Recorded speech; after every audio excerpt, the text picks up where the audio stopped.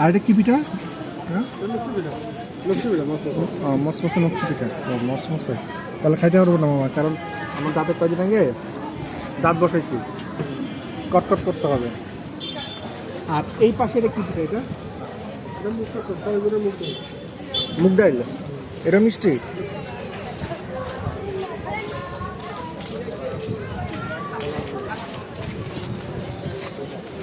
না, অনেক ধরনের পিঠা। মাইয়া চুরি হয়ে গেছে, খুব ভালো হবে।